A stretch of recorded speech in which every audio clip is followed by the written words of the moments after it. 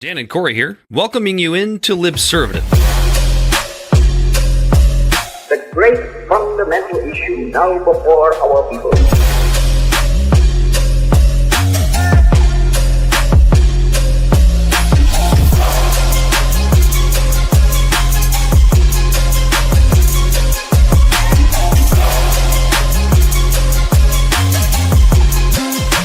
We, the people, cannot turn back.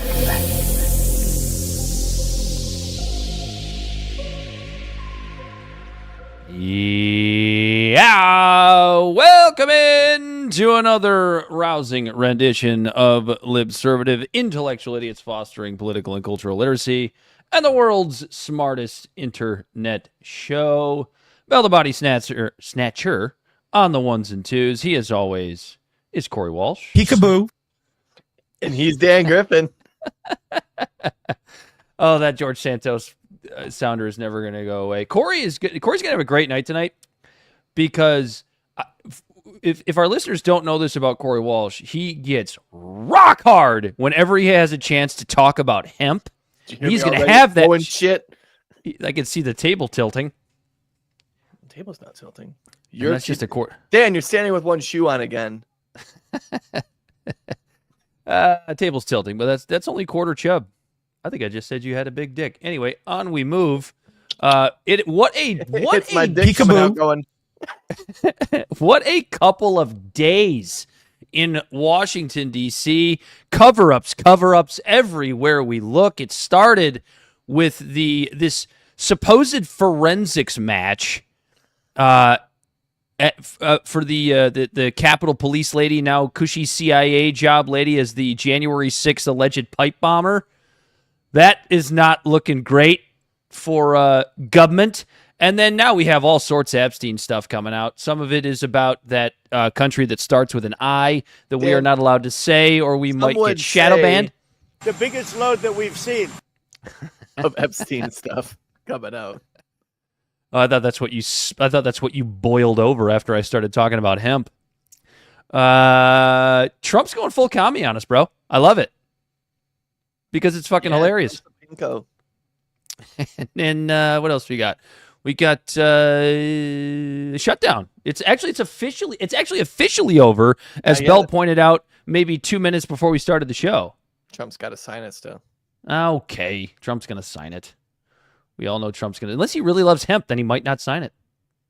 Yeah, that would probably boost his numbers actually. Because his numbers are in the gutter. Why are we talking about hemp so much, Corey? We might as well start with that, which is because I think it'll be a quick conversation unless Corey gets a little bit off the rails because he loves to talk about hemp so much. Somehow, a provision was slipped into this continuing resolution to reopen the government to where essentially hemp would be banned from being grown in the United States. Essentially, it's not technically that hemp would be banned, but it's any hemp over, what was it, 0.4 milligrams of THC, which is basically all hemp. Pretty fucking crazy that in a world where everything is digital now, where everything's computer. And paper isn't really even used for much anymore, that big paper still has its fucking fingers in our legislative process because of the fact I can't think of any other reason why hemp, which is one of the biggest competitors because hemp paper is cheaper to make and things like that, or cotton. You can make clothes, you can make anything out of hemp, literally anything. Look at that, it says TikTok.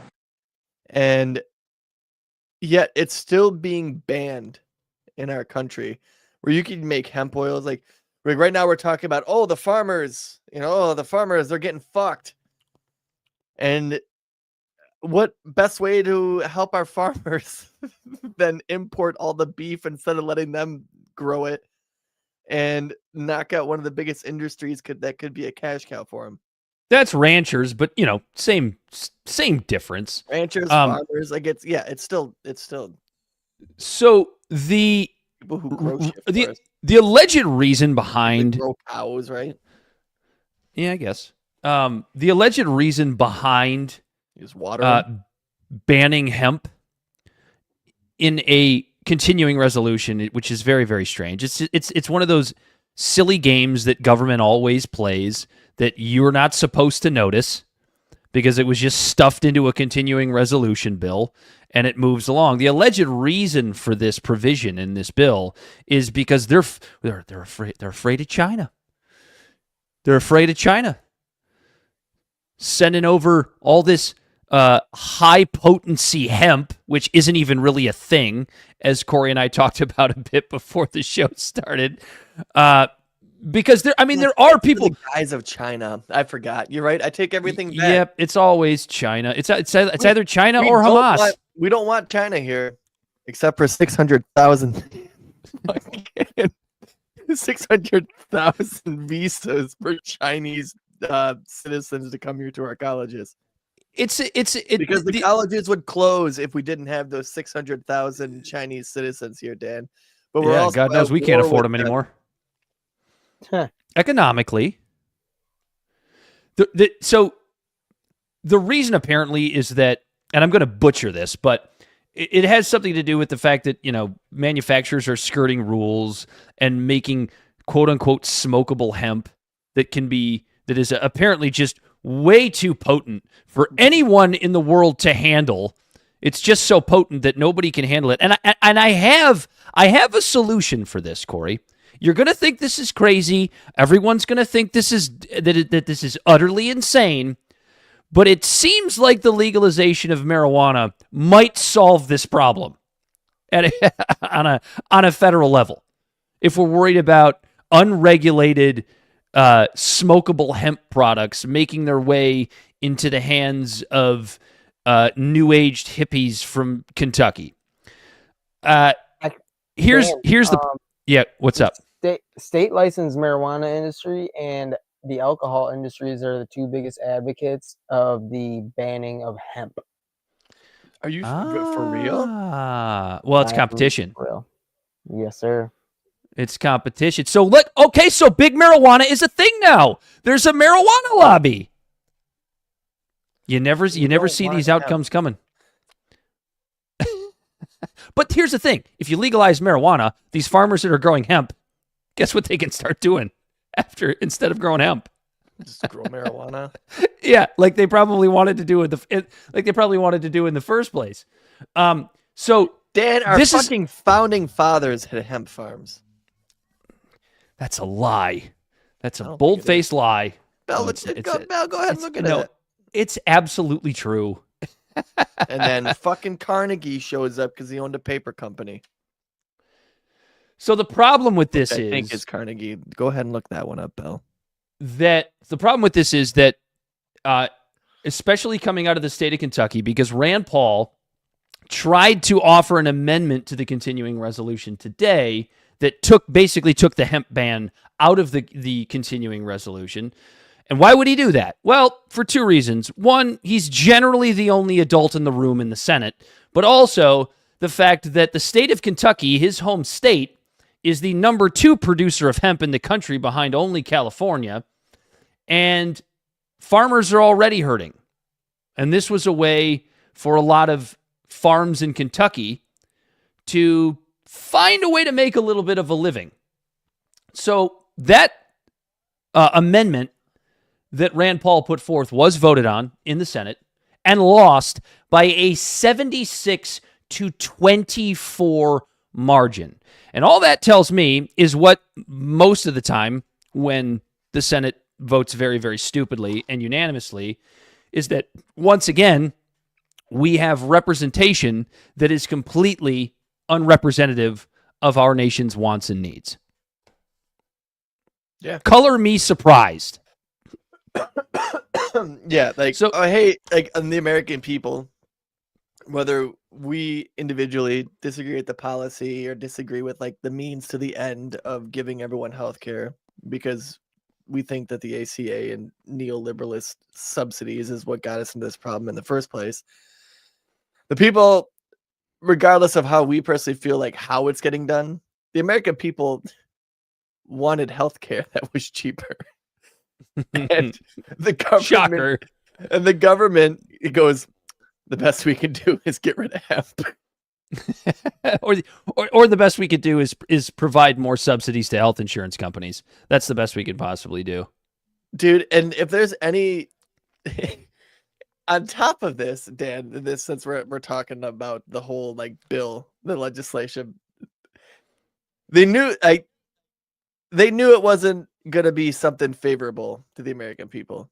And these people obviously do look at polls, they have to, right?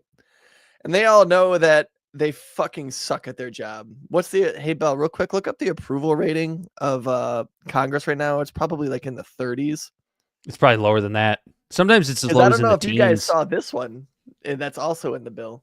You know, like they can't give ACA, they can't give people healthcare through the ACA credits and stuff like that, right? They can't do things for the American people.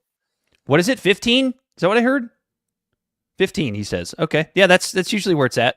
Low 20s. Yeah. Mid-teens. Yeah. Another significant factor in the reopening legislation is a $400 million designation towards security. Members of Congress, as well as members of the Supreme Court, will receive $1 million or more for personal security. Oh, so Tim Pool was right. The Civil War's coming. So instead of just passing legislation that the people approve of, they're like, we're going to just keep just fucking them. And you know what we're going to do? We're just going to build higher ivory towers with some more men with guns who were trying to take away from the American fucking people. We're going to hire more security, but you can't protect yourselves. You think healthcare is expensive now? Wait till it's free. Hey, wait till you don't have a gun and you can't smoke hemp.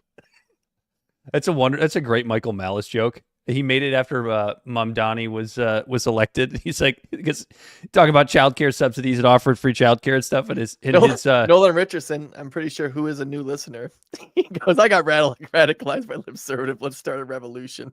We're too lazy for that. As long as you spell the EVOL in revolution backwards, like Ron Paul did, and have it say love. Yeah. The wonderful, our hero, Ron Paul. My hero. I don't know about yours, but I have no heroes. Ron, I think it's okay. Nope, they all let you down. No. Hear me out. I'm gonna call Ron Paul the exception because he's 90 years old. Like, if he were gonna do something shitty, I think he would have done it by now. Did he condemn Hamas? Oh, it's you're Ron right. Paul in the Bazooka Jew for me, because the Bazooka Jew actually does things. He's not even elected. Hell yeah, that's my guy. Cohen's a good one, yeah. The Epstein is back in the news with the House Oversight Committee, mostly the House Oversight Committee Democrats, releasing emails about Trump's relationship with Epstein. These emails were between Epstein and Ghislaine Maxwell mostly, but there's a reporter in there too. I can't remember who the heck it was. Doesn't really matter. Michael Wolff. Michael Wolff. That's right. Thank you. So according to these emails, Trump spent hours at Epstein's house, which how do I want to frame this? We don't like to completely box people in, but the Trump is dear leader faction of MAGA, not America First MAGA, but Trump is dear leader MAGA, are trying desperately all over Twitter to make the alleged girl that's talked about in the emails be what's her face, Virginia Giuffre. Trying so hard. It's already been, like, the email's already been photoshopped. The redacted name's already been photoshopped. I just found this out today. Did you know that she committed suicide?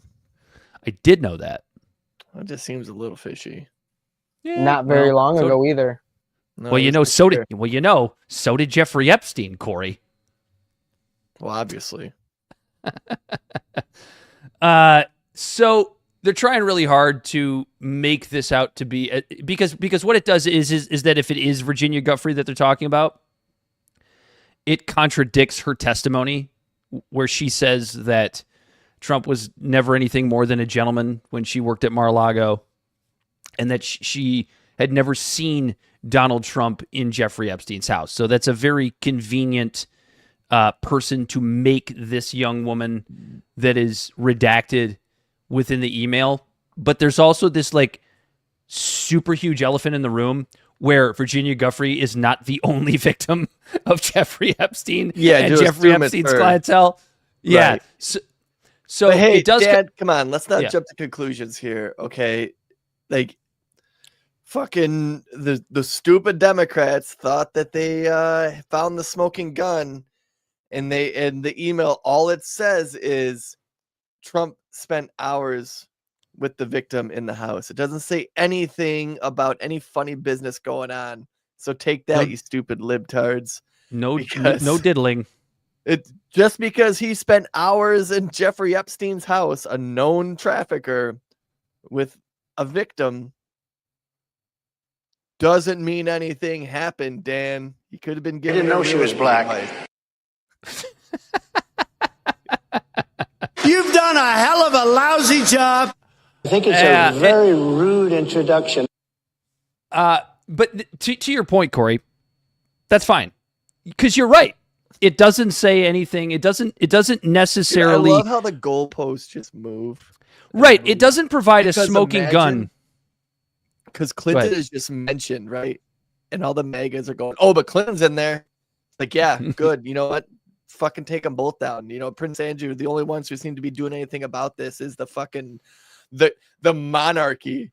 In a 2025 comeback tour, Very successful. The monarchy is coming out and going, look, we listen to you guys better than a democracy does.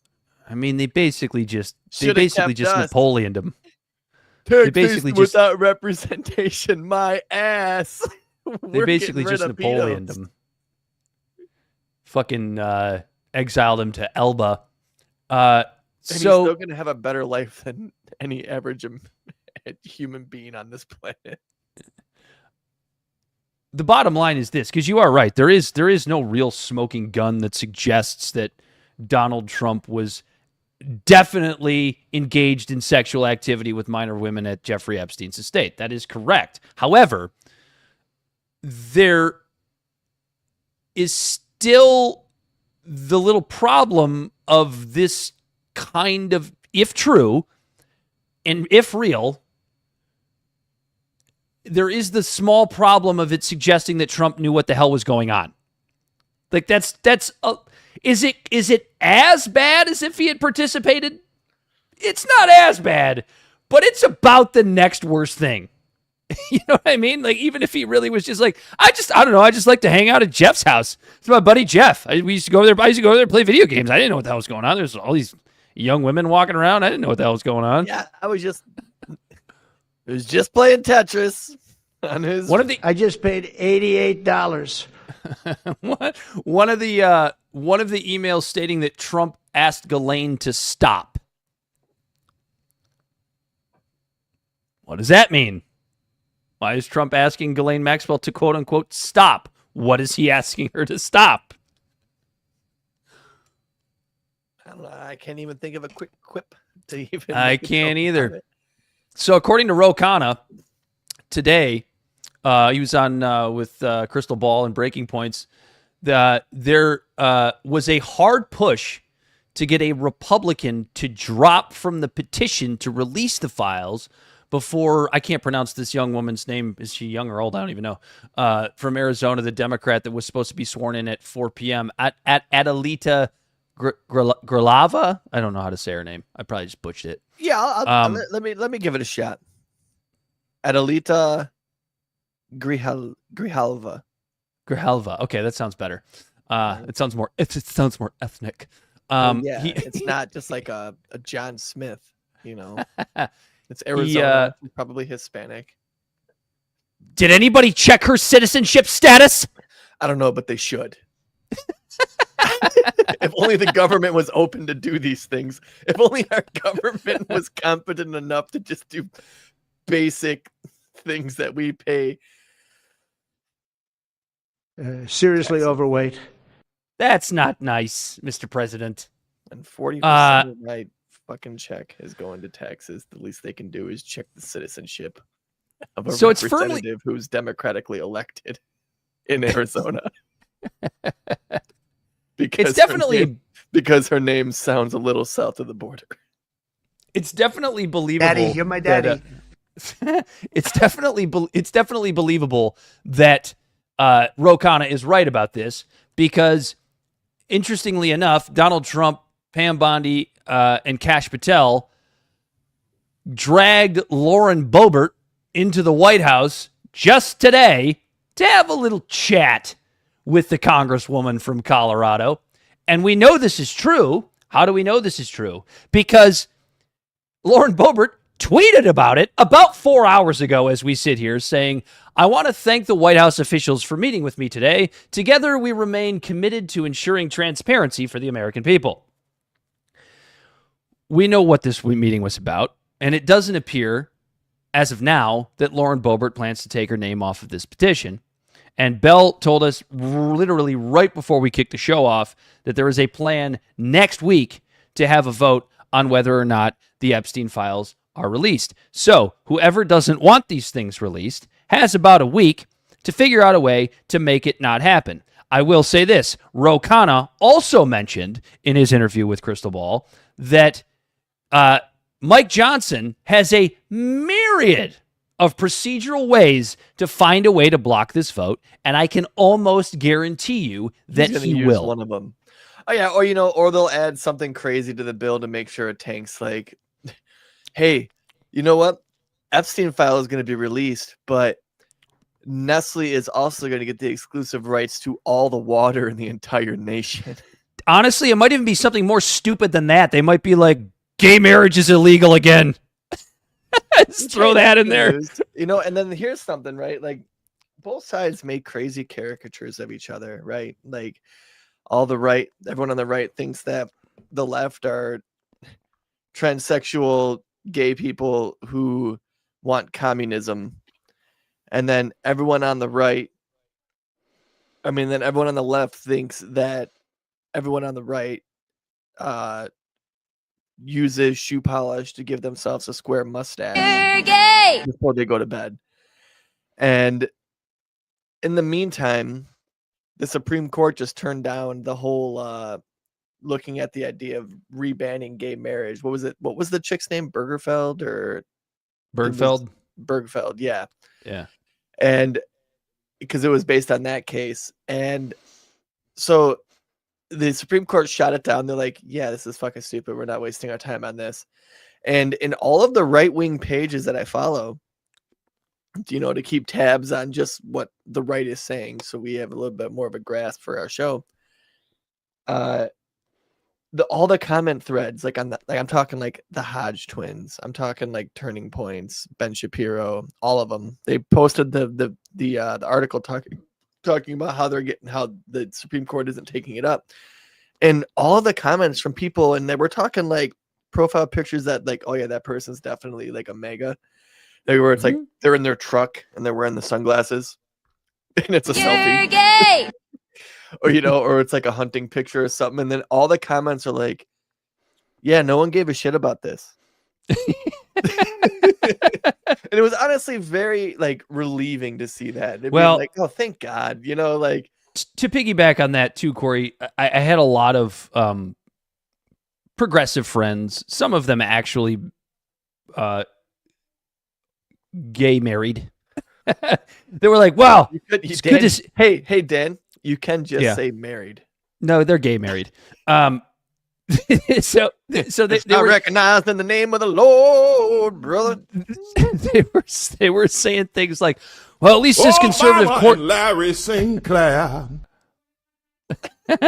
They were saying things like, "Well, it's good to see this conservative Supreme Court at least get this right." And I had a head smack, because these are the people, they don't pay attention. They do not pay attention to this shit. How often this quote-unquote conservative court on various issues has sided with the liberals. Yeah, they're about to buck the whole tariff system. Various different things. Of course, they're going to give all the money back to... But because it was the one thing that was... But because it was the one thing that was important to you, and you had this caricatured view of the conservatives on the Supreme Court, you're probably the kind of person that ran around, that still thinks that Brett Kavanaugh was running up and down the Eastern Seaboard, essaying every woman in sight. Yeah, no, I love it when either side, like when the law is clearly objectively goes past like someone's like subjective ideologies when it comes to how they think the country should be run, and then the law is like fair and like, and it shows up that the law is fair and balanced.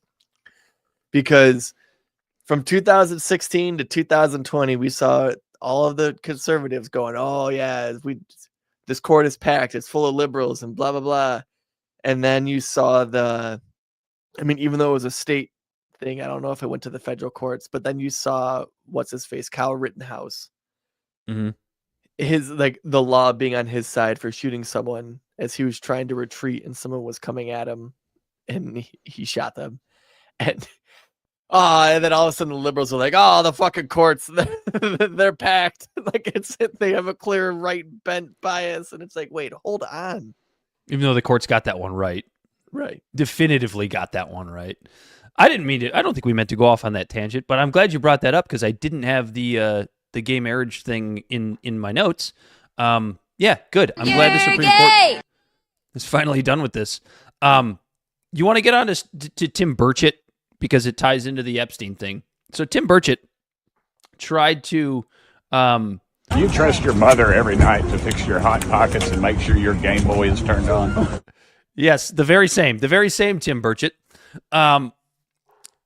tried to take a new bill to the floor today to just release the Epstein files. And it was denied. It was denied by committee. I don't really care what order you play these videos in, Bell. I think the first one you have up is of him walking out of Congress stating what he tried to do. So we can roll that one first, I suppose. Renault. Love that. I love his voice. Yeah, I love his voice. Hey, everybody. Tim Burchett just left the House floor, and I tried to do a UC, unanimous consent, of tried to get the Epstein files, get it straight to the floor, just to cut out all this nonsense. And, and the Democrats blocked it, oddly enough. Now, here they've had it for 4 years, and they obviously, if there's something there about Trump, they would have released it. And now they're all, let's get it out, let's get it out. Well, I just made a motion to bring it straight to the dadgum floor, and they blocked it.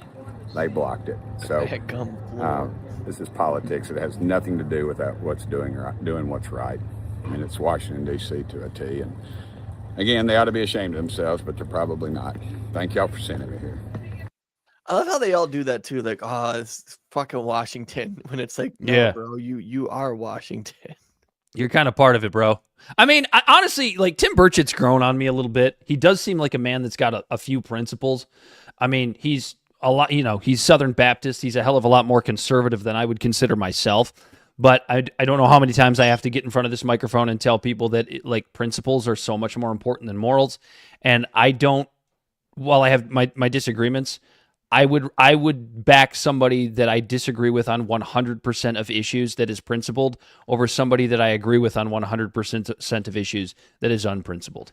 Well, yeah, and it's like, well, why is that, Dan? It's because when someone's principled, you know where they're coming from, and you can have a good faith discussion with them. Yeah, you can trust them like you could a clock. It's always like you know where they stand, and then when you know where somebody stands, you can come to them with a conversation versus someone who's wishy-washy in the wind. Like, look at a Fetterman. Fetterman ain't fucking principled. Oh, God. That guy fucking ran on the complete opposite, and then he had a stroke, and his whole brain got rewired, and now he's basically a Republican. That's the only reason he was on Joe Rogan. They insult us in an attempt to gaslight us, and we will not stand for it. Thank you. She's right. Come on, Fetterman. We have to stay woke. Oh, Jesus Christ.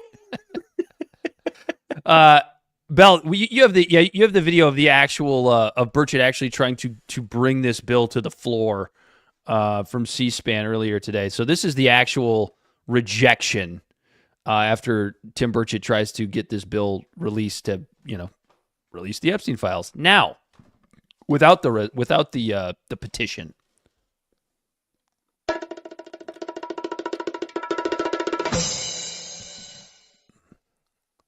That's Oh, bad. that'd have been so cool if he played it right after that. That's really bad.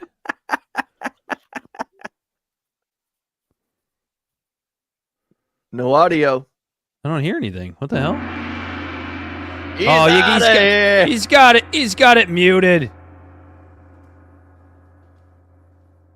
We're trying to get there. I He doesn't don't. have it muted. Oh, whatever. For whatever reason, the audio doesn't want to play. We don't have to worry about that. You can move on. You can move on to the next one where he's talking to the media. That was I don't even know when this was. I think this is the most recent. Don't get bogged down by all the haters out there. Because what he says is correct, like for sure. At least a lot of it. All right. Why are we not getting any audio from Bell all of a sudden? It's muted. You got to unmute it. Oh, the video is actually muted. I got you. Bottom screen. Click that. Unmute it. Unmute it. I can't do it. I'm so sorry. I wish I could do something, but I can't. Bell's got to do it. You see where all the screens are at the bottom, Bell? The actual screen on StreamYard. See how you're muted down there? It won't let you undo it? Can't unmute your guest screen. Like the actual screen on StreamYard. All right, remove it and add it back. Womp womp.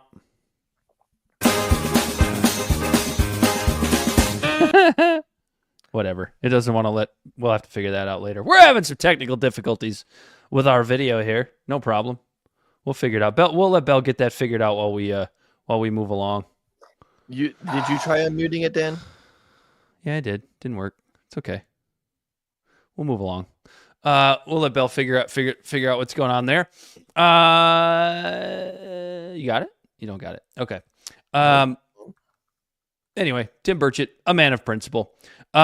So there is this other little issue of Epstein being tied to the intelligence community of the country that starts with an I that we probably shouldn't say because we'll get shadow banned. And I think Bell figured it out. It wasn't muted that time. It was just, I saw it unmuted. Ooh. There we go. There's Tim Burchett. All right, we'll do this. We'll do this, and then we'll get into the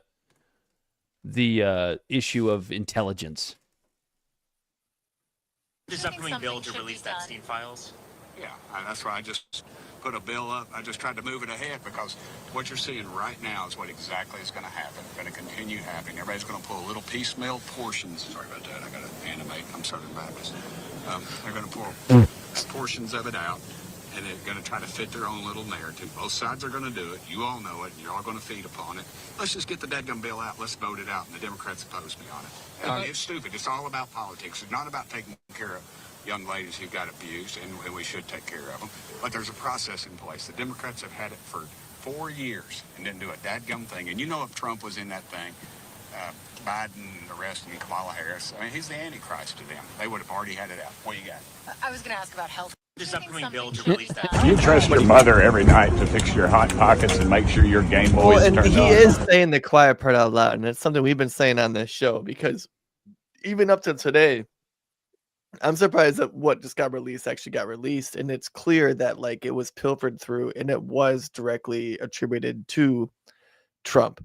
But I think there was a lot of shit in there about Clinton as well. Now, you figure we're talking 2,300 documents, right? Obviously, everything is going to be focused on Trump. It sounds like there was a lot more people in there, and like give it a couple days, you will start seeing other people pop up. But when it comes to the idea of like, yeah, the Democrats did have it for 4 years. It's like, yeah, no, actually, that's a very valid point, right? Like Democrats had it for 4 years. They could have released it. What that tells me is Democrats aren't innocent either. There's we know a lot that. of people. I think everybody knows we that. know that. But you know what the biggest difference is between the Democrats being on that list and Trump being on that list? And the reason why MAGA's losing their shit over this? Trump fucking campaigned on this. Okay. There is no goalpost moving other than by Trump himself. Trump is the one who fucking campaigned on this shit, saying he was going to release the Epstein list. Biden never campaigned on that. None of the fucking, like, no Democrats campaigned on it, and maybe until more recently when they thought they might be able to get like votes from the right on it and stuff like that. But like, it wasn't the Democrats who were about this. It was the mega base who was more or less about the Trump Epstein list, like the Trump list, the Epstein list. I'm sorry. I think I don't mean the Trump list. I mean the Epstein list. But I think to add to that too, Corey, is that nobody really gives a shit. Even if you're a Democrat, unless you're like, I don't know, a 70-year-old like CNN watcher, of which there are like 17 people in the country left that are that. Nobody's like looking at Bill Clinton as a fucking hero, as like some sort of savior anymore. Even most Democrats are, they're onto the Zoran Mamdanis and the Bernie Sanders and the AOCs of the world, right? There was a poll taken earlier today that Democrats are more approving of socialism than they ever have been before. I can't remember who took that poll. I wish I could. But to put that up against Trump, who is viewed by a lot of fucking people in this country, rightfully or wrongfully, doesn't really matter. He's viewed as this savior, right? He's viewed as this outsider who's going to save the republic from the evil socialist Democrats. We know that that's bullshit, but that's the way he's viewed by a lot of people. So like he and everybody that is tied to him politically is shitting their pants over this. The JD Vances of the world.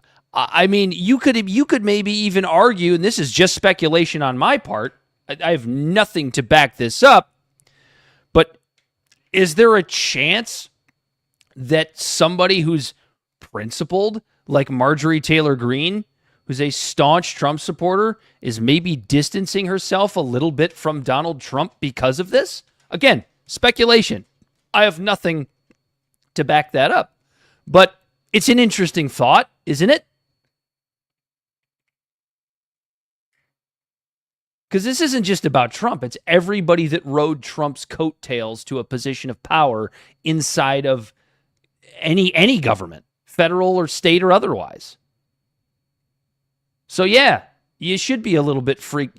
Like what I would say is that like Trump and his base have a lot more. I shouldn't even say his base. Trump and the people that rode in on his coattails have a lot more to lose from this than any Democrat really does. I mean, Nancy Pelosi's walking away.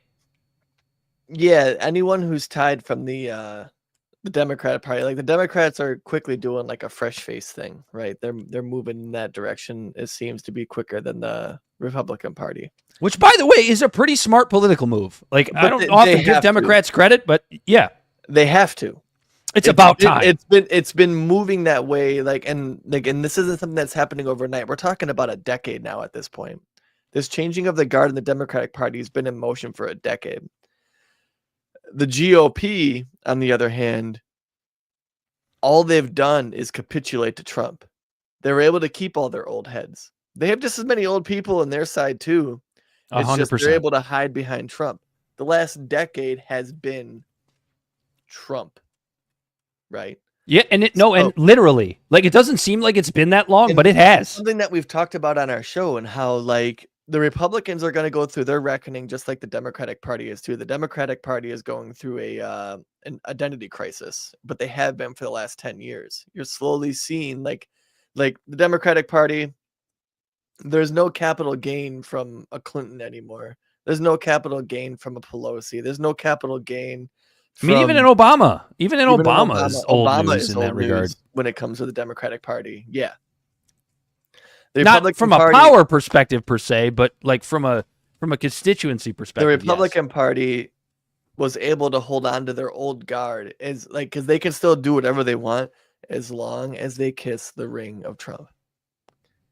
Well, we're seeing that political capital that Trump had for the last 10 years really start to slip because the Israel thing, the Epstein thing, putting like the whole ideology of putting America first while he's bringing in 600,000 Chinese citizens. And okay, so Liberty Twitcher just said since 2016, more Democrats have held positive views of socialism than of capitalism, and that's exactly right. It's like 58% of Democrats, something like that. Yeah, yeah. Since 2016, that's the Democratic Party has kind of changed their views on neoliberalism that's been in charge of that party since the 80s. Everyone's realizing neoliberalism, neoconservatism of just, no, the government's not going to take control. We're just going to give a bunch of subsidies to private industries. And everyone's now is realizing the jig is up, and all you're doing is making rich people richer and making all these products that the government has their hands in more expensive. So everyone's realizing like that's not what's really working.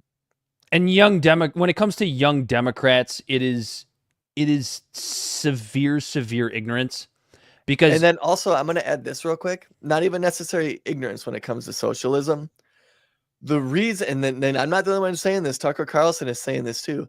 The reason socialism is viewed so popularly in this country, it isn't because there's some secret fucking ghost of Stalin visiting people in their dreams at night, or there's some weird socialist agenda in the colleges. No, you have a bunch of young people who are working more hours for less pay, realizing that this system, whatever we have, isn't working for them, and they just want something drastically different. I'm not saying socialism is the answer. We all know that capitalism is been tried and tested time and time again, and it appears to be the best system that's out there unless someone can think of something better. Capitalism, with its flaws, is the best one. But the capitalism that we have in our country isn't fucking working for people. And it's not capitalism. And it's the fault of the Democrats and the Republicans with the very neoliberalism and the very neo-capitalism that I'm talking about. Conservatism, neoconservatism. Neoconservatism. You could even call it neo-capitalism. We could coin the term right now. I guess, capitalism. What they all fucking preach to love isn't what we fucking have, because they're using subsidies and taxes to manipulate the systems for winning and losers. And we're watching Trump do it right fucking now with golden shares and buying major stakes in industries like Intel when it comes to the chips, into the resources when it comes to like special mineral resources or minerals or whatever, like precious metals, when they're buying golden shares in these companies. We just let one of the American industry companies, that's a private industry, get bought out by Japan. And then Trump, instead of Trump going, no, we need that industry here, he goes, no. The government gets a say with a golden share seat at the table, that the government gets to decide what happens with this industry. Not private industry, the fucking government. Trump's a fucking pinko. He loves the idea that the government can hold a stake in all these private industries. And then guess what's next? Oh, home builders. He wants to make it along with these 50-year fucking mortgages. And I know it's something we're going to talk about later, but I'm on something right now. He wants to make it to where the fucking government can own stakes in home building companies that can get incentives from fucking Fannie Mae and Freddie Mac. Yeah, and so that what I was going to add to that is, why do all these young Democrats want socialism? Because they're seeing this fucking big corporatist, late stage capitalistic system that we have in bed with big government, and they go, well, I guess big government's in bed with them. It ain't no way that's going to make it stop. Let's at least make it work for us instead of the rich people. I'm not going to let you use the term late stage capitalism, because you have to have capitalism in order for there to be late stage capitalism in the first place. But to piggyback on what you were saying, when I said earlier that a lot of it is ignorance, it is, because you have a choice. You can either have actual capitalism or you can move to socialism. We all know where that leads. It leads to the point of a gun coming to your face and telling you to give up all your fucking property so that everybody can share equally. Or make these boots, not those boots. Correct. The problem you don't have to get to the point of property. It's just make these boots, not those boots. Look what Ford's going through right now with the Ford Lightning. The subsidies just got pulled away for electric vehicles. It's been 10 months, Dan.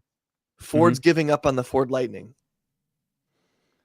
They lost like $10 billion. And then everyone's like, oh, God, it's Trump's economy. They're laying off fucking workers. It's like, no, because what?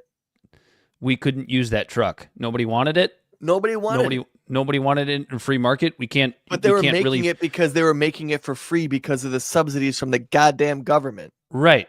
And so that kind of... it didn't matter if nobody wanted it. It didn't fucking matter. It's like the boots when you talk about communism. Like, it literally is the government choosing winners and losers. And what do you think the Democrats are going to do when they get their hands on buying stake in private equity and private company? You think the Democrats are going to go, whoa, no, we love capitalism. We're going to peel back. No, I'll tell you exactly what they're going to do.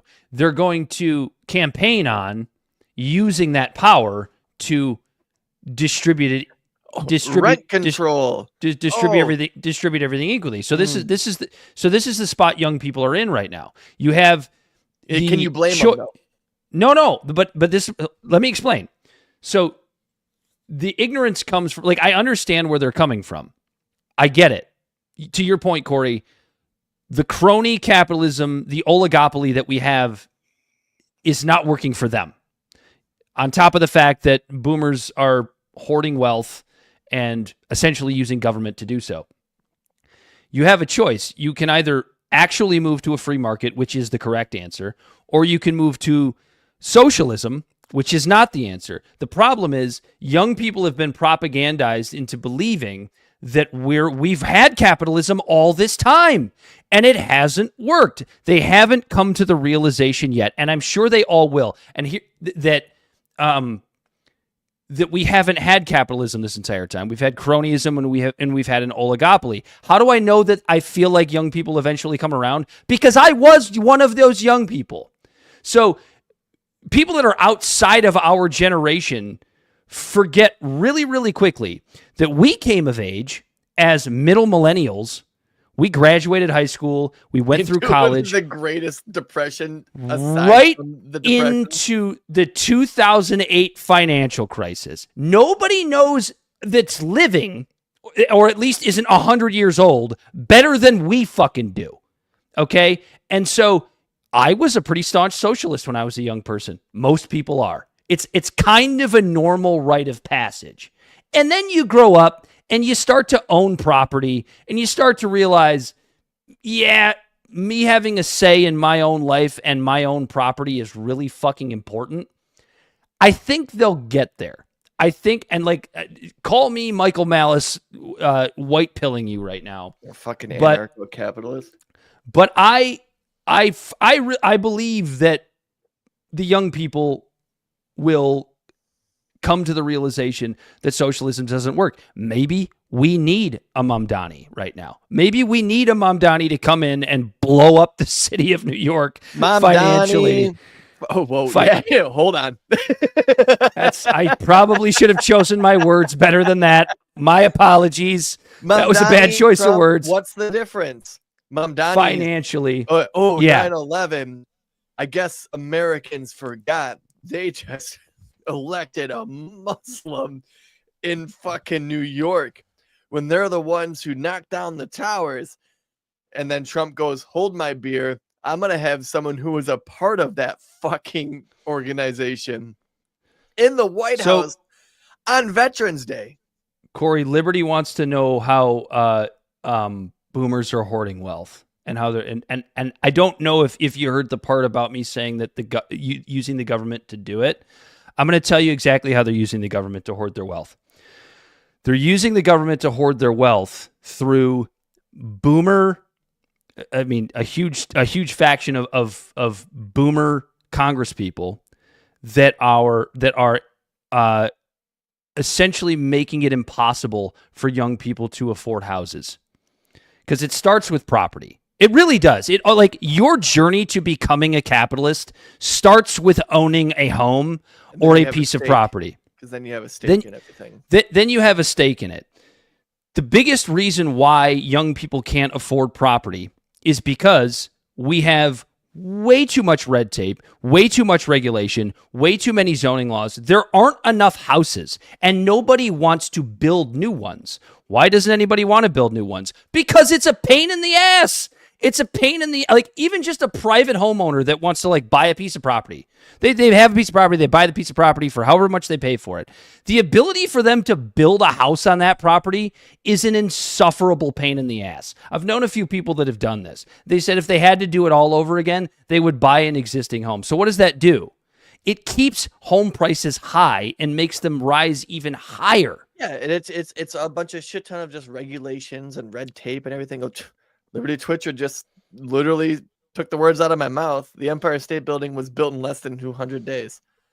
Yeah, because there wasn't nearly as many regulations and red tape and soil samples and a 6-month review on what kind of ecological impact is this going to have. Which costs more than the goddamn building itself half the time when you're trying to build it. Just getting the soil. It's insane. Building. Go ahead and look up the new building that was built in Detroit. It's kind of a cool building. Kind of looks like a middle finger. It's not as tall as it was supposed to be, by the way. It's not as tall as it was supposed to be. That building isn't completed yet, and they started groundbreaking on that in what, 2019? Oh, was it 27? It might have been that early. Yeah, you might be right. At least I think they broke ground on it. It was definitely pre-COVID. Yeah. They broke ground on it definitely pre-COVID, and it's not done yet. It's insane. It makes no sense. It's the dumbest thing in the world. How the hell did we get on that topic? I don't know, but it's fun.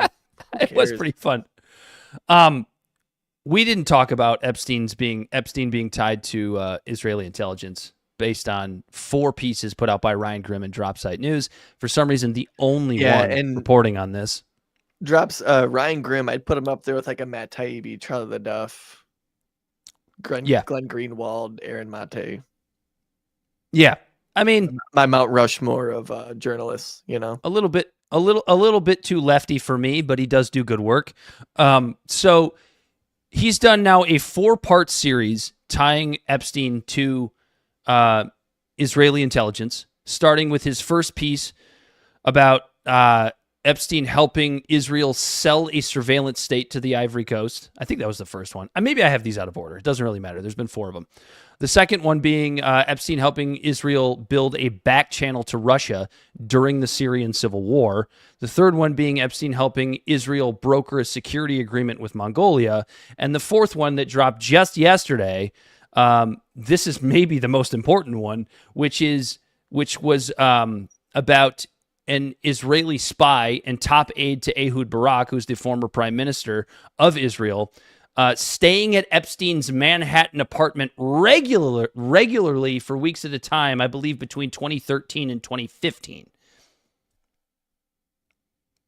Why is this important? So you're telling me that Trump was hanging out for hours at a time in Epstein's home with a allegedly a minor there, and nothing was happening.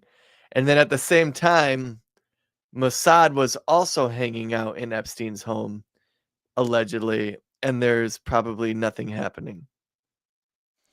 Hey, listen, I'm not going to say anything did happen, but obviously he knew something. I'm just not going to go there. It doesn't really do us. It doesn't do us any good.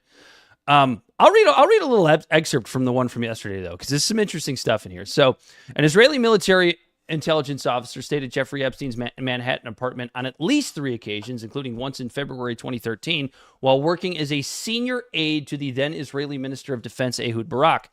Yoni Karen is the guy's name, if I'm saying that name correctly, made his intelligence career working in covert operations alongside the Mossad and remained a lieutenant colonel in reserve duty after he officially left the intelligence directorate.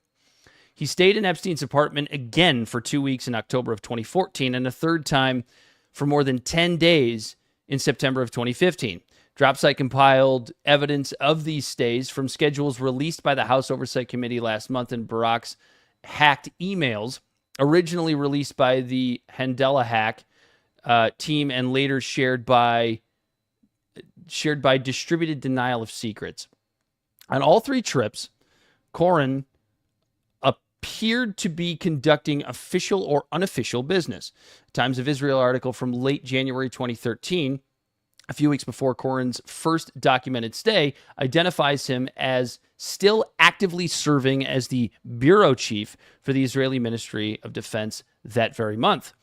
After Barak's retirement from government, Corin continued to serve as an informal intermediary between the American and Israeli intelligence communities, with Barak acting as his handler. Email records show Barak using Corin as an intermediary to exchange information with Amman, the Israeli military intelligence directorate.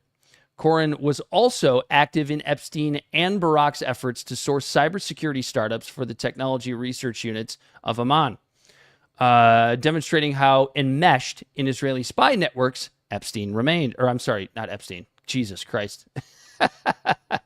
Corin remained.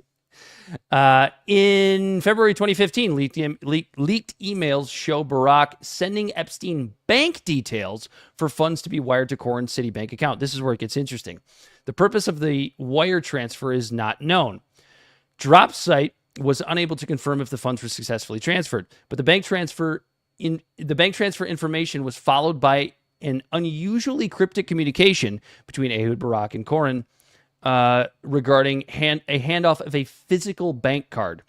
Corin helped arrange a private tour of the White House and Pentagon for Barak and his grandchildren, which took place a few days later. The Pentagon trip was coordinated by Jeremy Bash, former chief of staff of the Central Intelligence Agency and Department of Defense, as well as the ex-husband of CNN host Dana Bash.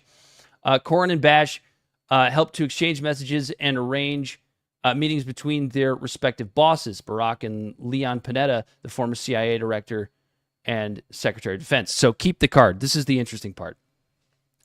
On February 14th, 2015, Barak sent a note to Epstein. Quote, "Hi, Jeff. Will you be in New York during the coming week?" is what Barak wrote. And Epstein replied, quote, "I'm flying back to New York Tuesday to meet with you." End quote. Epstein's personal calendars released by the U.S. Oversight Committee last month shows that they ultimately met on February 19th at 5 p.m. The two men had a second last-minute meeting that wasn't reflected on calendars released by Congress. According to hacked emails, Barak arranged an urgent appointment with Epstein on February 20th, writing, quote, "Are you still in town? Can we meet again for 30 minutes today or tomorrow?" End quote. Epstein's meetings had run late the previous night, and he'd already missed his flight to Paris, but he agreed to meet. 3 days later, on February 23rd, Barak sent Epstein an email titled, quote, "Yoni account info," end quote, containing wire transfer details for a Citibank account belonging to somebody named Ishak Corin. The purpose of the wire transfer is not... Solid Irish name. It's not. It's Jewish, I guess. The purpose of the wire transfer was not apparent from the email records. That Saturday, on February 28th, Barak sent an unusual email to Corin containing detailed instructions to pick up a package from the Hyatt 48 Lex Hotel in Manhattan's Midtown East. According to the email, Barak purchased red Beats by Dre headphones on February 24th, the day after sending Epstein the bank details. Barak instructed Yoni to collect a package containing the headphones from the hotel and return them to the Apple Store on the Upper West Side. According to Barak's message, attached to the box was an envelope with a receipt and a bank card. Barak wrote Corin, quote, to get a refund in cash, you'll need the card. Email me when you collect it. Now, I'm going to stop for a moment, because does that not sound like a roundabout way to maybe pay for a prostitute of some kind? Returning headphones for cash? Am I crazy? Or something illicit? I'll continue. Just only because, like, if I buy a friend a gift and I'm not sure they like it, I'll say, receipts with it, you can return it if you want. I don't tell them, but hey, here's the bank card if you want cash. Email me when you return it. Because the polite thing to do is not tell that person you're returning their gift. You do it on the side. Like if you bought me a sweater, Dan, and I didn't like it. You would hate it. We do not have similar tastes. And I didn't like it. And you said the receipt's with it just in case. Like it doesn't fit. You don't like it. You can return it. A gift receipt. Yeah. Gift receipt, right? I'm not going to go and return it the next day and then text you or email you like, sweater fucking sucked, bro. Look at this. I bought these sweet shades. Like I'm not. Kind of sounds like a roundabout way to pay for a hooker, does it not? And allegedly, I'm just saying. And when you're dealing with Epstein, these pieces kind of fit together. When you're dealing with Epstein, it's probably hooker. An underage one at that. I'll continue. So Barack's request was slightly unusual. For one thing, it was in English. Across hundreds of emails exchanged between Barack and Coren, in the leaked email data set, the two men communicated almost exclusively in Hebrew. Oh, Jesus. It was also unheard of for Barack to request Yoni to run a mundane errand. The timing of the exchange also raises a red flag. After purchasing the headphones and leaving them for Coren, Barack was scheduled to leave the country. Coren seemed to immediately understand Barack's request and had agreed, writing back in Hebrew, quote, "No problem. What's her name?" Question mark, end quote. Barack replied with a woman's name, Rachel Levin. The name doesn't appear anywhere else on Barack's emails, and it's unclear who or what he was referring to. The next Monday, March 2nd, Coren collected the package and reported to Barack that the card had been credited with the funds. In other words, bro, I got the cash. Barack instructed Coren to, quote, keep the card, and they made arrangements to meet in Israel. On March 12th, after a brief trip to London, Barack landed in Tel Aviv and immediately emailed Coren asking to speak on the phone. That's it for that part of it. So Epstein was probably a Mossad agent. So Epstein probably isn't dead. Or he was, sacrificed. No, but like I think dude, it's really fishy when you're staying in Epstein's house and you're buying headphones, telling a guy that that's really close to you, that's like kind of your number 2 or number 3, to do a mundane task, return a pair of headphones that you bought, but bring the bank card so you can get cash, and then email me when the transaction is done. I'm sorry, dude. It sounds like a roundabout way to pay for a prostitute that was provided to you by Jeffrey Epstein. I'm not making that allegation. However, that is kind of what it sounds like. Or am I crazy? I don't know what he said at the end of that sentence. I don't think he knows what he said either. Is there a better explanation than that? Understanding who Jeffrey Epstein is. Yeah, I got a better explanation for you. Oh, fuck me. You're gay! It's so funny because that's totally what a Trumpist dear leader MAGA person would do. Just be like, right. What are you, a queer? I don't know, man. That's the best explanation I got. Ehud Barak was buying headphones in a roundabout way to pay for a prostitute. How much were Beats by Dre headphones in 2015? I just paid $88. I think there were more than $88. I don't give a fuck.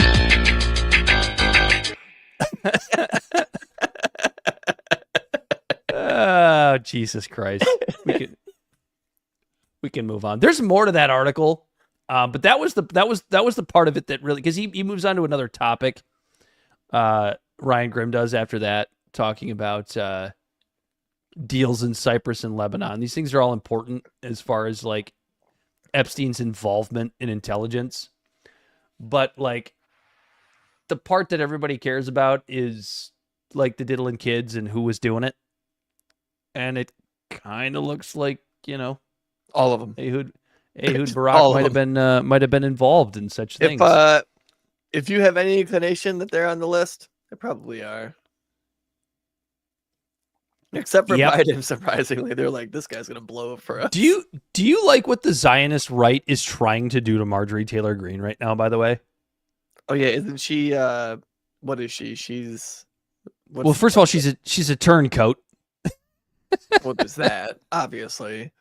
But I am so disappointed in myself because my Twitter feed, I have engaged with way too many Laura Loomer tweets that she just shows up on my Twitter feed all the time. She tweeted something the other day that basically said that Marjorie Taylor Greene is the new Liz Cheney, which is the most ridiculous statement maybe that she's ever made. And she's made a lot of ridiculous statements. Because first off, she didn't campaign with Kamala Harris. Yeah, well, the only reason she's saying that is because Marjorie Taylor Greene's like kind of going against Trump a little bit right now on certain things. So she's Liz Cheney. She's a rhino.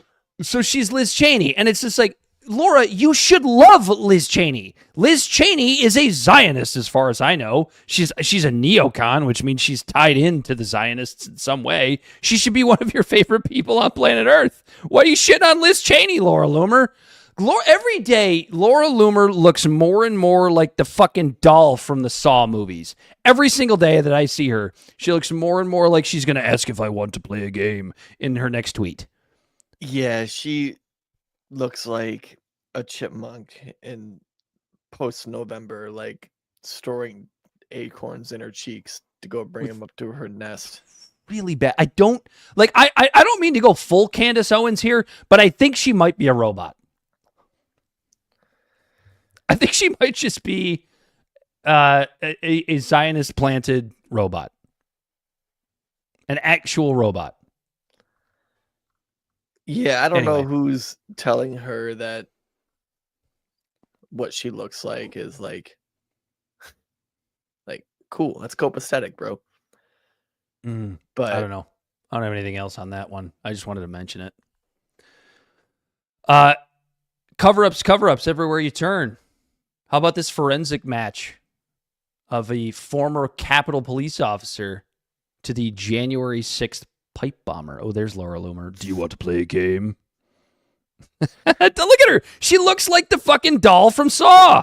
Yeah. If you painted her face white and put some spirals on her cheeks, she would look like she was going to ask you if you wanted to play a game. She's like, "Hey, Greg Abbott, you going anywhere? I need to borrow your chair." Jigsaw. Yes, she looks like the Jigsaw doll. Oh, that's right. No, the Jigsaw guy rode a tricycle, not a wheelchair. I mean, close enough. I mean, it's one whole wheel. I guess. 3-wheelers are made illegal in this country, but 4-wheelers aren't. Neither are 2-wheelers. Some people call them bikes, but I prefer to call them 2-wheelers. And he takes the fat shot drug. She probably does. She seems like she's probably knows that. Oh, Lord! What do you think about this forensic match to a former Capitol police officer as the January 6th pipe bomber? This woman's name. It's interesting, but like, isn't it like based on her gait? So like here's what I find interesting about this. Here's what I find. Oh yeah, she walks like this other girl we know. It's got to be her. Her name is Shawnee Kirchhoff, and she's listed as a 94% forensic match to the January 6th, whatever you want to call it, wannabe pipe bomber. Luckily, no pipe bomb exploded on that day, thank God.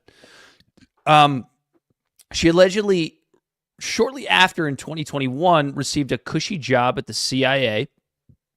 But what's funny about this is that the same people that peg her as the alleged bomber, and maybe she is. Honestly, I kind of want to believe she is, just because it's like more governments trying to fuck you kind of thing. I kind of want to believe she is, but I have to mention this. What's funny is that the same people that would peg her as the bomber on a quote-unquote 94% forensic match are the same people that will say that the still image from the CCTV in Utah is 100% not Tyler Robinson.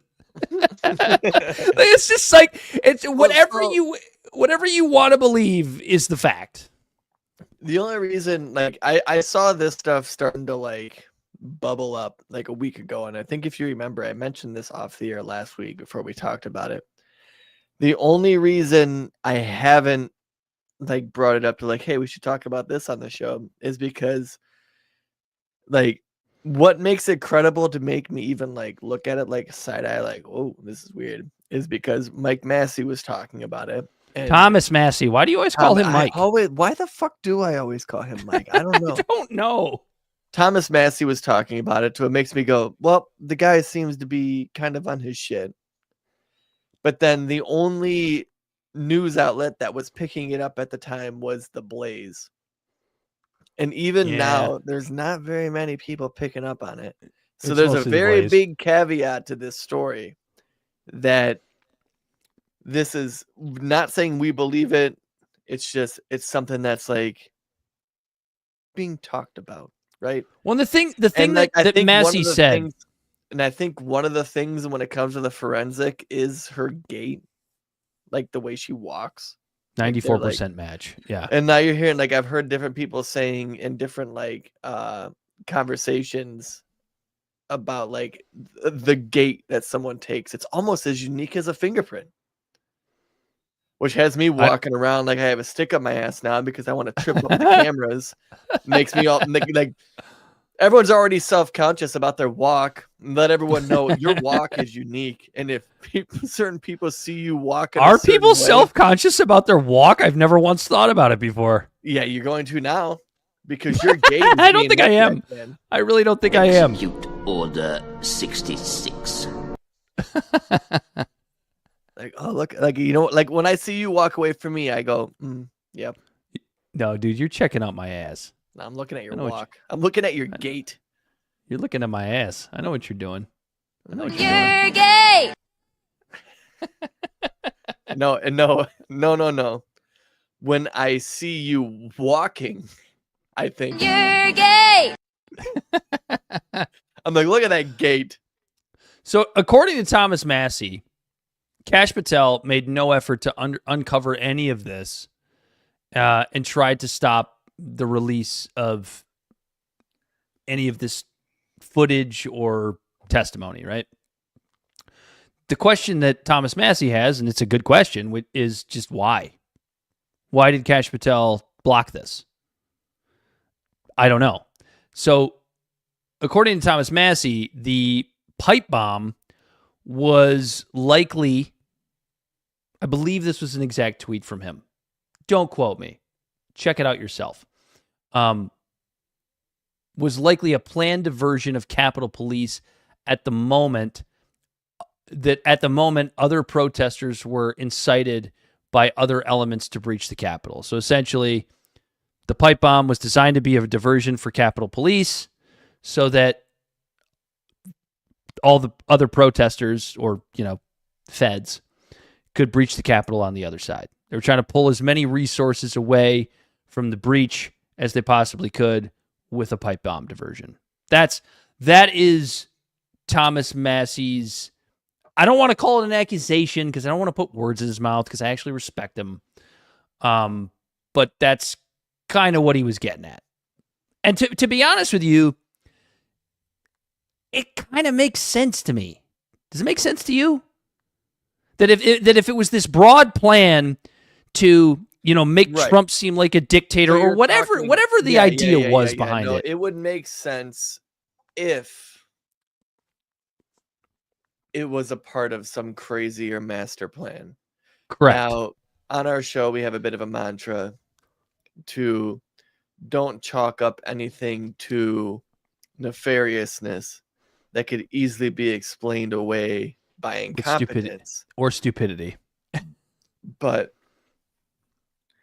if there was some sort of... You trust your mother every night to fix your Hot Pockets and make sure your Game Boy is turned on? It's a good question.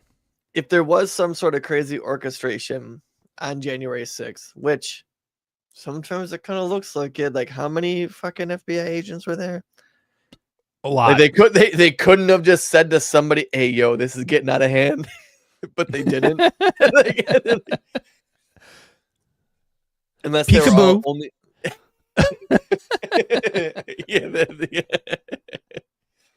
But yeah, no, it's awfully weird that the one that they're accusing now of being the person planting the bombs is now in fact working for the CIA.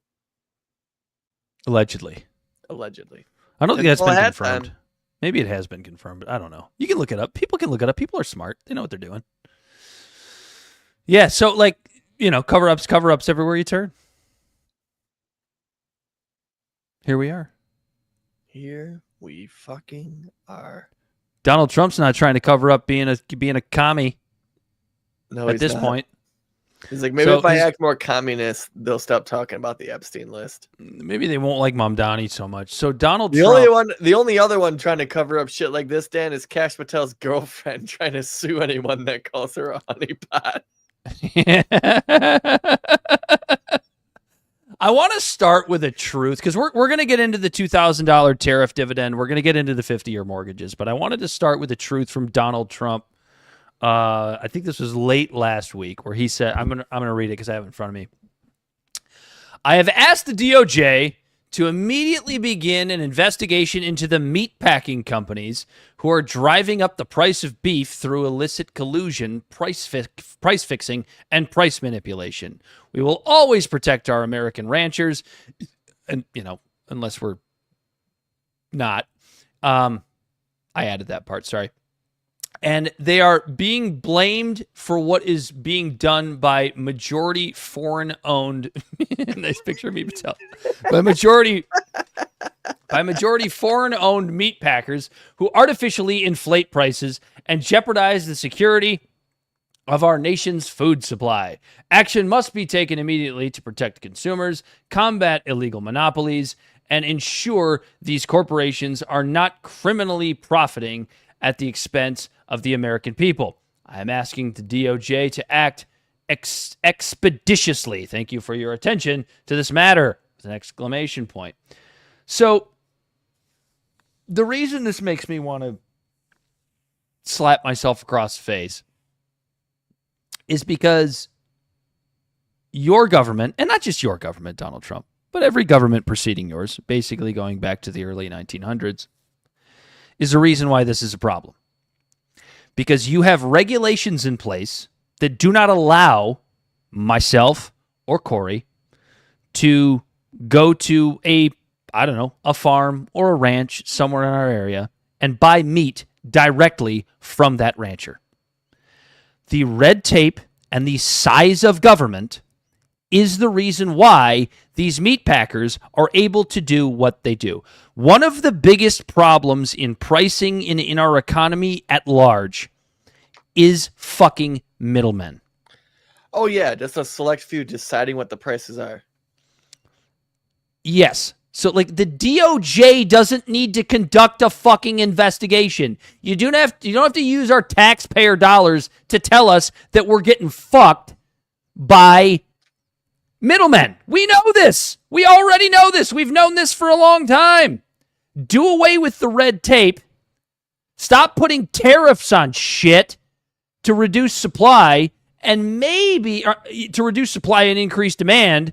And maybe, just maybe, prices will come down. And the answer is it's not even maybe. They will come down. Just do those things. Yeah, it's pretty insane to me how beef is more expensive now when it used to be cheaper when we just grew it on an island in Hawaii. But then because the government got in the way with things like land use acts, that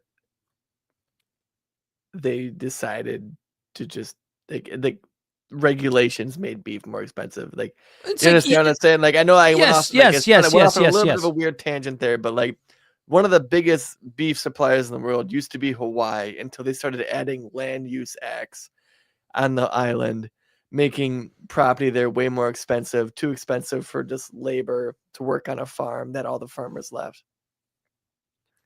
And when he says action must be taken immediately to protect consumers, combat illegal monopolies, government is the reason for the monopoly. Mm-hmm. All day long. Regulation stifles competition. So it's not that there can't... You hear regular farmers in interviews from NPR, the fucking Dave Smith's podcast, which is like super libertarian, about with beef farmers going, it's not the beef supply that's the problem. It's the middlemen. Because they all have to go through a select few of like a handful of it's like 3 processors, who are all in bed together, who are all that's what you call an oligopoly. Yeah. So it's I don't know how many times I have to say this. Monopolies are not inherently a bad thing unless they're forced on us by the government. Because a monopoly in a free market system, competition is stifled by the government. Correct. It always has to do with government, right? So a free market capitalist monopoly is actually a good thing. Because what is a free market capitalist monopoly? What it tells you is that whoever's providing the service or the good is providing it at a good price and providing a reasonable product and very efficiently, very quickly, to the point where there's no need for any competition. The moment that monopoly starts to fuck something up, like overcharging or not providing good enough product, or as you said, Corey, not delivering it on time, that's when competition pops up. That's when you get the lowest prices, the most competition, and the best product. Monopolies are actually not a bad thing. This goes back all the way to the 1900s, Dan. Like, do you know, how the Dodge brothers started their company? I don't know. And it's one of the reasons why right now, Hookers and blow. Right now, one of the laws on the books based on a court ruling of how big corporations have to do what's in the best interest of their shareholders is because the Dodge brothers sued Ford because Ford wanted to take their profits and give it to their employees. And the Dodge brothers sued Ford and said, no. You need to keep the interest of the shareholders as your number one priority. I mean, go back to the Rockefellers. I know I've told, or to John D. Rockefeller. I know I've told this story a million times, but Standard Oil, John D. Rockefeller, what would he do? He would buy up all the kerosene. He would undercut his competition. And as soon as he got everybody out, he would either undercut or buy up his competition, and then he would jack up the prices on the kerosene. And then what would happen? Shortly thereafter, more competition would come into the market, sell the kerosene at a lower price. Then John D. Rockefeller would do the same thing all over again. He would either buy them up or he would undercut them until they went out of business. And he did this over and over and over again until he realized that the only way that he can control all of the kerosene in the United States is to do what, Corey? I know you know the answer to this question. By politicians. By politicians. This is how it works. Right. Because when he was undercutting all the other competitors and selling super fucking cheap oil, do you think people who were buying kerosene at the cheapest price were complaining? No, of course they weren't. They were getting cheap kerosene. And then when he would jack the price up and then someone showed up with a cheaper product, do you think they were complaining? Mm-mm. That's called competition. That's called a free market. Markets set themselves. It's pretty easy. Do you want to move on to the $2,000 tariff dividend? Again, Trump is a pinko. This is a stimulus check. That's what this is. Make no mistake about this. I don't care. He's talking about the economy being great, but then wants to give out stimulus checks.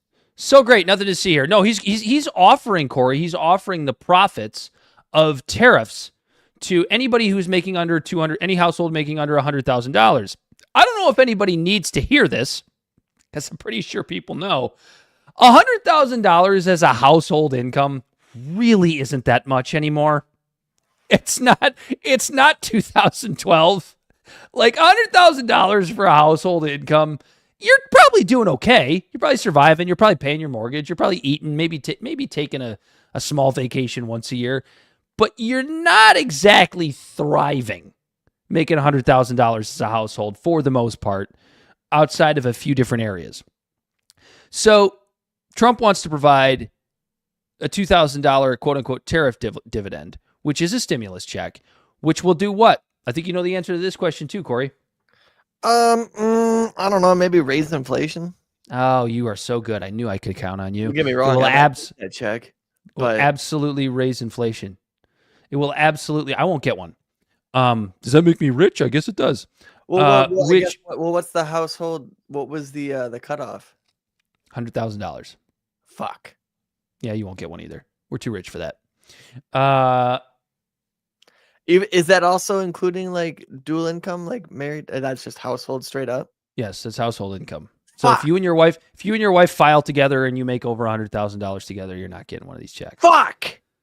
Is this what it feels like to be rich? I mean, that's not. Yeah, I guess. I mean, it's not set in stone yet. I don't think, but like that's the direction it looks like. I don't even own a house. Well, isn't that part of the problem?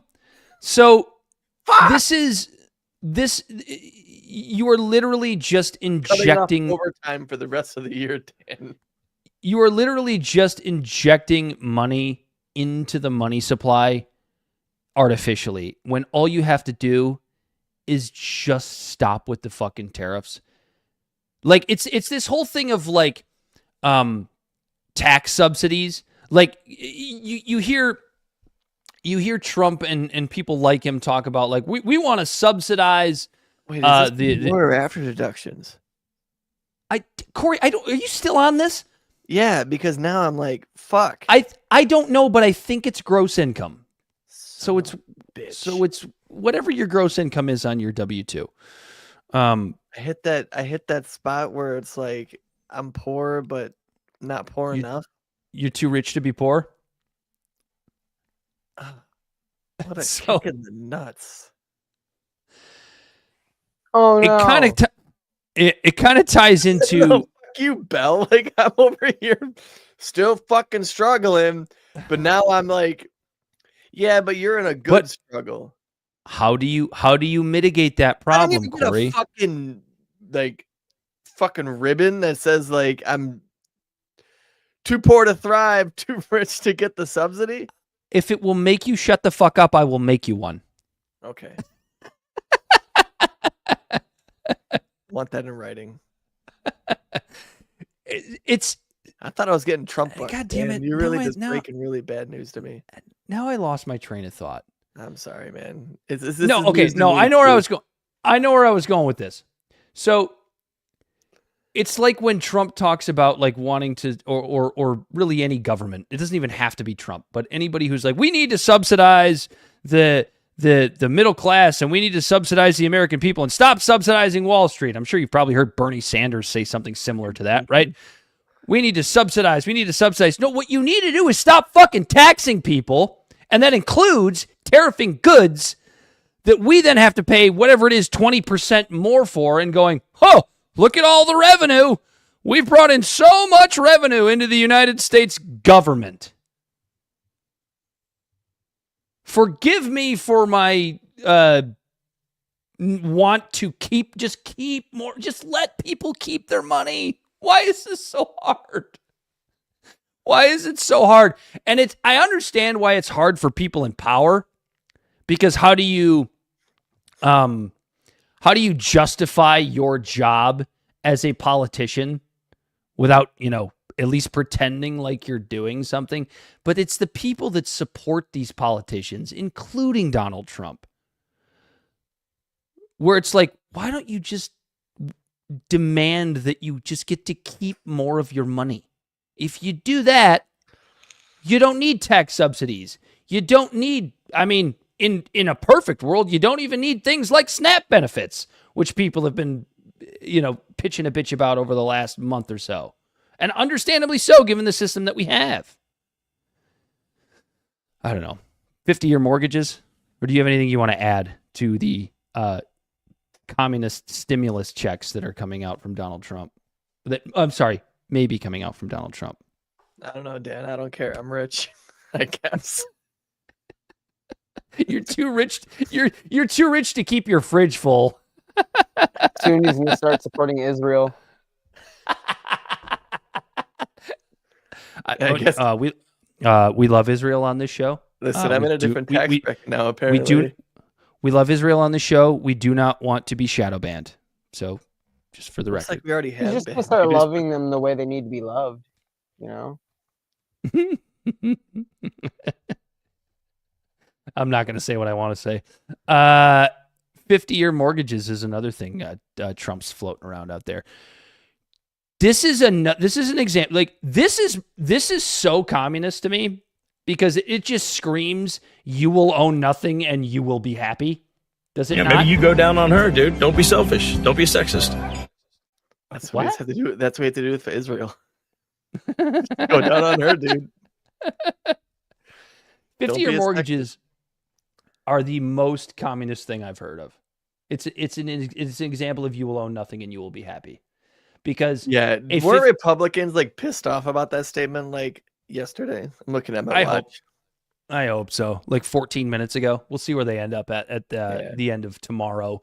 The New World Order. You're gonna own nothing and you're gonna like it. Well, I got something for you, bud. 50-year mortgage and 15-year auto loans. We need more housing affordability. Best I can do is you're going to pay $500,000 on a $125,000 house. That's the best I can do for you. $300 a month, though, Dan. All you got to do is yippee! You know what you do? You take that $300 a month. Listen, you're just too low IQ to understand this. All right? Is that so? Break it out to you. You get that 50-year loan.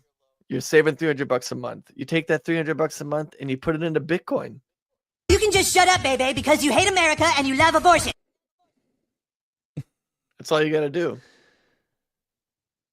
I saw, and this had to be like some weird bank propaganda. I saw on social media the other day, somebody actually said that paying off your mortgage early is a bad financial decision because you can take the extra money and hold on, I'm going to tell you what the explanation was. Because you can take the extra money that you would have used to pay off that mortgage ETF and invest it. And I'm like, all I could think was paying off debt is never a bad financial decision. And I'm not trying to give people financial advice, okay? Yeah, but this just seems like pretty common sense shit that paying off debt is never a bad financial decision in any way, shape, or form. If I somehow won a couple $100,000 tomorrow, Corey, do you know what the first thing I would do is? Gamble it. Yeah, of course. I'd throw it all on fucking red. I do. I'd buy NFTs. I'd buy NFTs. No, pay off my fucking mortgage. That's what I would do. That's the very first thing I would do. But then, nerd. Get out. Go. I ain't got time to be distracted by your worthless chime-ins. Go on. Here's the reason why that statement kind of makes sense. Because even when you pay off your mortgage, you still don't own your home. You know that? I mean, you do know that. Because you're paying property taxes. The government still owns your property. Because you got to pay to be on that property. You will own nothing, and you will be happy. Shut up, Thank bitch! Thank you, Comrade Trump. Fucking pinko. Trump's a communist, by the way. We just said that. Yeah, oh yeah, by the way, happy Veterans Day yesterday. Trump inviting Mohammed Al-Jawani into Washington, a former Al-Qaeda member, on Veterans Day. If it wasn't for people like him, we wouldn't have people to celebrate on Memorial Day and Veterans Day. So that's so true. He's provided this country a lot. He has, you know. He's an ex-Al-Qaeda leader with a $10 million bounty on his head and is now the leader of Syria. But it's what I find so funny about this is that you have the Trump is your leader MAGA supporters on Twitter that are like, Zoran Mamdani's a jihadist. And they literally had a literal jihadist. A literal jihadist. By invite in Washington, D.C. on Veterans Day. You think you just...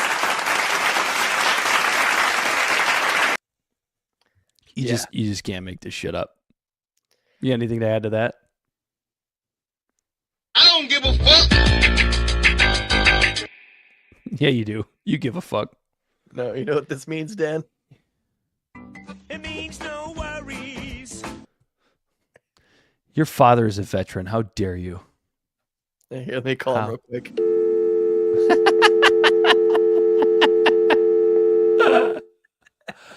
You got any live TikToks? that I realize that may seem like he might be dead, but he's not. He's the exact opposite of dead. Is he one of those people that just doesn't answer the phone? No, he's calling me all the goddamn time. But does he answer when you call? Fuck no.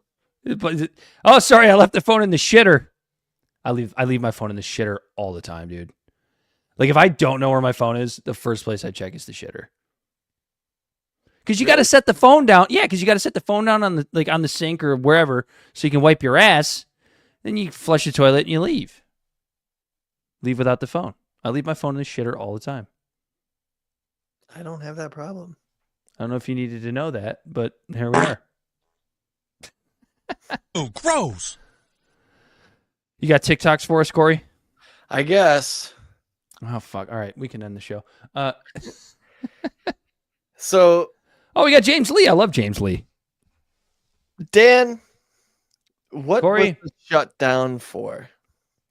Ooh, is this a trivia question? No. What was the shutdown for? You know, I don't think I have a solid Why did answer we for dangle 40 million Americans' ability to just eat food? Because Orange Man bad? I guess that's the answer. If you're a Democrat, if you're a Republican, it seems like it was not to release the Epstein files. But if you're a Democrat, it was because Orange Man bad. Go ahead and play that one, Bell. Now, James Lee knows what he's talking about. I'll listen to James. I like this guy. Now we know the whole government shutdown thing was always just a big ploy. Let me explain. So first, the news just broke that the longest ever government shutdown is finally coming to an end. They're saying that the broad framework for this agreement was negotiated by Senator Angus King, Jean Shaheen, and Maggie Hassan, as well as GOP senators, has now, quote, more than enough members of the Senate Democratic Caucus to advance, according to two people granted anonymity to disclose the terms. So then I went to research what was so different about this new bill, and the answer is absolutely nothing. They say that this deal is a pragmatic off-ramp from the initial stalemate, a quote-unquote cleaner CR with some wins for both sides, but it largely kicks the core fights, ACA subsidies, Medicaid cuts down the road without resolution. So why the vote now? Well, it's this. One of the main reasons why the shutdown began in the first place is because the Democrats feared electoral backlash from their base. This is an article from last month, and they said that, quote, it's been clear to them that the American people don't want to see a Democratic Party that capitulates to a Republican extremism. They want a party that stands up for people's health care, that stands up for our democracy, and that's what they're doing now. And that message worked brilliantly for the Democrats. They absolutely shellacked the Republicans in the elections last week. And now Democrats who won their elections last week are coming out and saying, yeah, they can be done with this government shutdown now. Yeah, that big fight over health care, yeah, that is not even in this new bill. So we had a 40-day government shutdown, air traffic, a complete mess, massive bread lines across the country for absolutely no reason. Okay, it's all a freaking game to these scumbags, and the American people are always the one to suffer. So in other words, it was so that Democrats could get elected in this off-year election. Is that what I'm hearing James Lee say there? Yeah, pretty much saying the quiet part out loud. I don't think it was a quiet part, and it was definitely out loud. I don't think it was a quiet part. He was loudly explaining things that our government doesn't understand or something. Honestly, I didn't even think about that part. Like it really is just the same CR with, hemp being illegal added to it. And the people in power getting $1 million each to fucking protect themselves from the people they're pissing off from the shutdown. You know what's interesting? I remember Bell, you can hop in here if you watch this. I remember Bell last week talking about this new Netflix show, Death by Lightning. the Netflix show about James Garfield and Charles Guiteau. James Garfield, the 20th president of the United States, and his assassin. Did you watch it, Bell? I have not yet. I did watch it. It's 4 episodes. It's absolutely worth it. It is absolutely fantastic. It's funny, but also kind of politically relevant. And the number one takeaway that I had from it was nothing has changed since 1880. Wait, what is this show called, and why haven't I heard of it? It's called Death by Lightning. It's brand new on Netflix. It's a 4-part series about the assassination of James Garfield. James Garfield is played by Michael Shannon. I love anything Michael Shannon's in. And his assassin, Charles Guiteau. For those who don't know about this story, I knew a little bit about it before I had watched it. Gay! Liking period pieces is gay now? All right, I guess I'm gay. No, you said you liked the one guy. You said, I will watch. You were like, I will absolutely watch anything. I love Michael Shannon. I will absolutely watch anything with Michael Shannon. I love Michael Shannon. So that's why I said, You're gay! He's a handsome dude. You're gay! Yes. Can I move on now? Yeah, go ahead. So it to me, it demonstrated how nothing has changed since 1880. I did find it to be relatively accurate. Obviously, liberties are taken, right? Because it's Hollywood. But Charles Guiteau, the assassin of James Garfield, was essentially a sycophant. He was a con man who tried to weasel his way into the Garfield administration. He had never done anything. He'd stolen from his family. These are all the stories that are told about Charles Guiteau, that to the point where they actually kept his brain in a jar to examine because he was nuts. And he tried to get into the Garfield administration. He was shot down and decided that James Garfield was just like all of the rest of corrupt Washington, right? And he lost his mind, became a madman, shot James Garfield in a train station.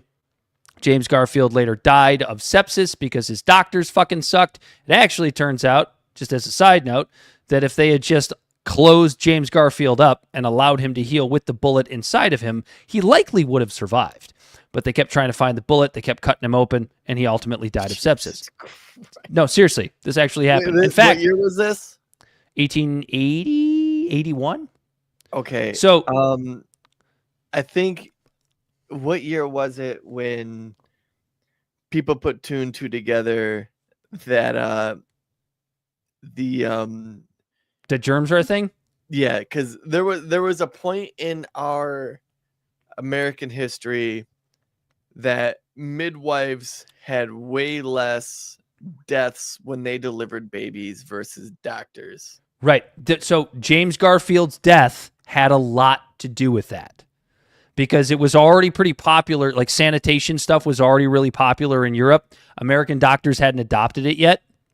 That's so weird. They're like, yep. Doctors in the UK are like, hey, yo, we're washing our hands more than American doctors. Yep. Yep. And no, seriously, like James Garfield's death, because even in his autopsy, they were pretty suspicious that the bullet didn't kill him because the wound around the bullet had healed. Healing? Had healed. It had healed when they did his autopsy. So it was like even right after his death, it was like immediately after that, American doctors started using sanitation because they didn't believe sepsis was a thing. They didn't believe that germs were a thing that were killing people. That's not where I wanted to go with this.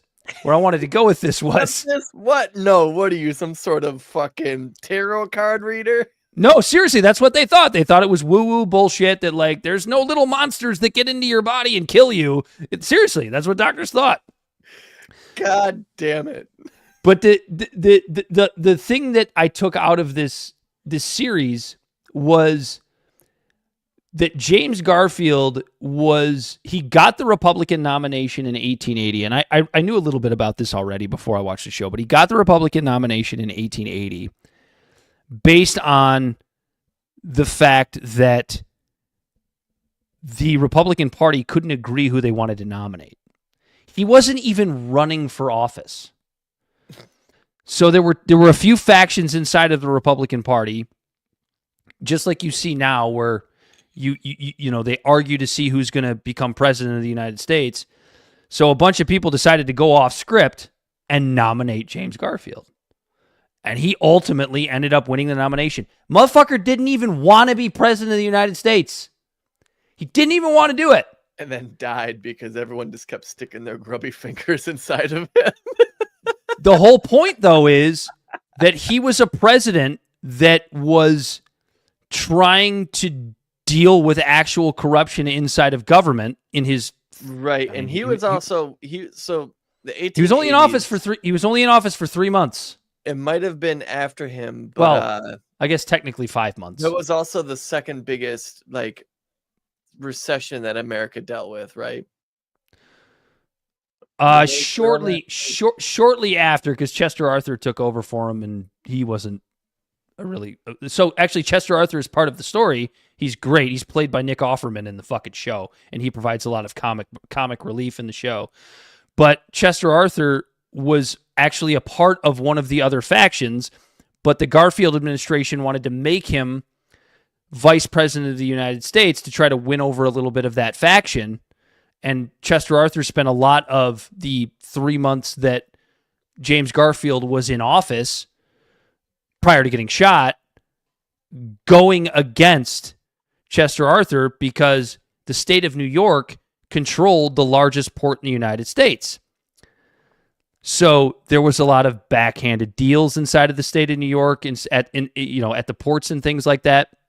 So it was what I'm getting at is this whole oligopoly and capitalism being tied to government goes back even that fucking far. And James Garfield actually seemed like the type of president that wanted to maybe fight a little bit of that. And he gets shot by a nutcase because he wouldn't let him be a part of his administration because he was a fucking con man. It's wild how the best presidents are the ones that end up dead or forced to resign, a la Richard Nixon.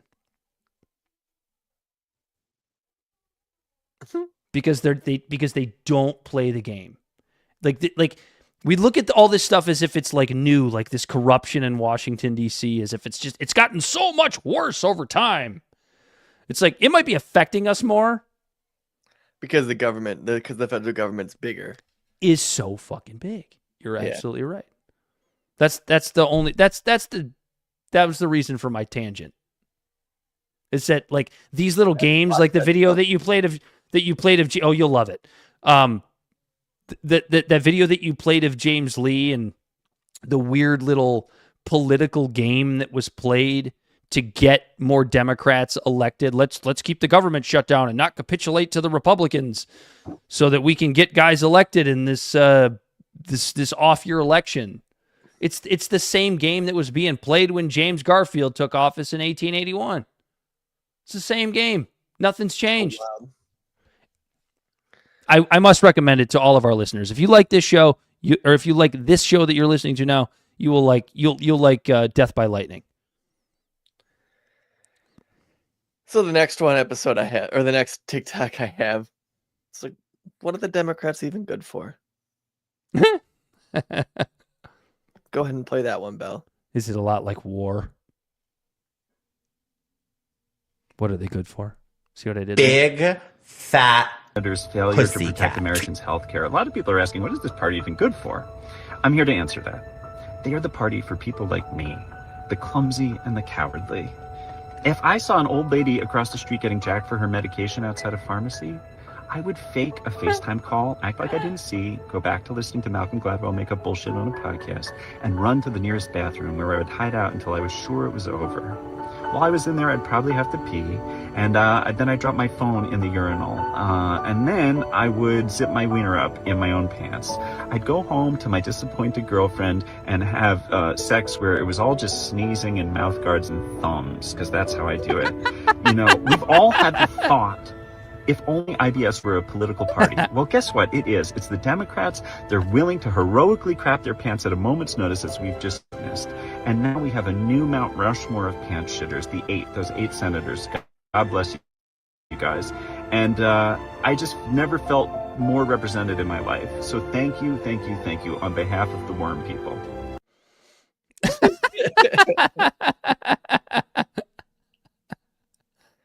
That's good stuff. All I have. All right. Fair enough. Why don't you tell the people where they can find us, Corey? Libservative Podcast. It's found on all social media and podcast platforms. Our website is libservativeshow.com. We can be found at Libservative on Facebook, YouTube, and Twitch. Instagram and Twitter at LibservativePod. Our TikTok videos can be found at Libservative Podcast, and you can reach out directly at libservativepod@gmail.com. Subscribe today. Do it. For Bell the Body Snatcher. On the ones and twos. He, as always, has been Corey Walsh. He's Dan Griffin. It's been Libservative, intellectual idiots fostering political and cultural literacy, and the world's smartest internet show. And until next time. Shut up, bitch! And we are out of here.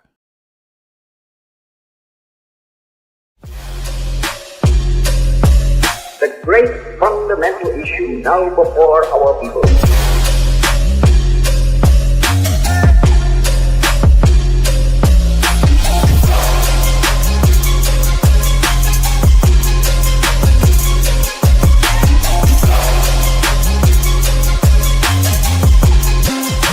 We, the people, cannot turn back.